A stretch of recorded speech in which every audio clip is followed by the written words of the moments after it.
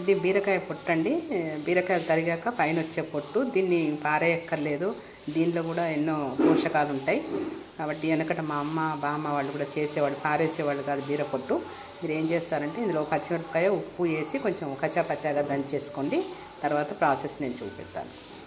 బీరకాయ పొట్టు ఇలా చేశానండి నేను. ఇలా కచ్చాపచ్చా దంచుకుంటే చాలు. ఇంకా కొంచెం బరగ్గా కూడా చేసుకున్నా బాగానే ఉంటుంది. నేను మాత్రం ఇలా తీసుకున్నాను. 2 స్పూన్ల నూనె వేసానండి. దాంట్లో ఇది వేసుకున్నాను.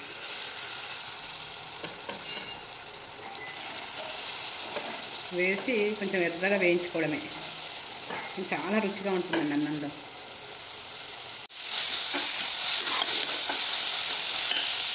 నేను జీలకర్ర వేస్తున్నాను ఇందులో, కొంచెం డైజెషన్కి మంచిది కదా. వేగిపోయిందండి బీరకాయ పొట్టు. ఇది అన్నంలో, వేడివేడి అన్నంలో వేసుకొని తిని చూసి నాకు చెప్పండి. కామెంట్స్ చేయండి, సబ్స్క్రైబ్ చేయండి ఛానల్ని, లైక్స్ ఇవ్వండి. చాలా బాగుంటుంది, హెల్త్ కూడా మంచిది. మా అమ్మ బామ్మ వాళ్ళందరూ చేస్తూ ఉండేవాళ్ళు ఈ కారం. ఓకేనా. అన్నం పెట్టుకున్నాను. మనము చేసుకున్న బీరకాయ పొడి ఇలా వస్తుందండి. జీలకర్ర ఉంది కాబట్టి మంచిది, పొట్టు కాబట్టి ఫైబర్ ఉంది, కారానికి మిర్చి ఉంది. అయితే చాలా బాగుంటుంది తింటే.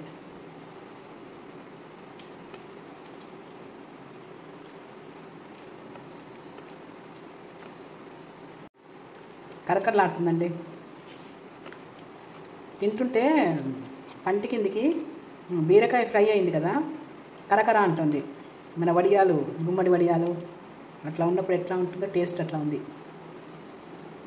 చాలా బాగుందండి. చేసుకొని తిని నాకు సబ్స్క్రైబ్ చేయండి నా ఛానల్ని, లైక్స్ పెట్టండి, కామెంట్ చేయండి.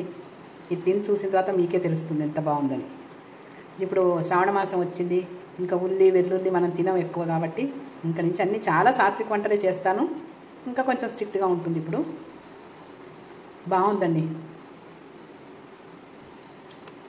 నాకైతే నచ్చింది. మరి మీకు ఎలా ఉందో కామెంట్ చేయండి. ఓకేనా.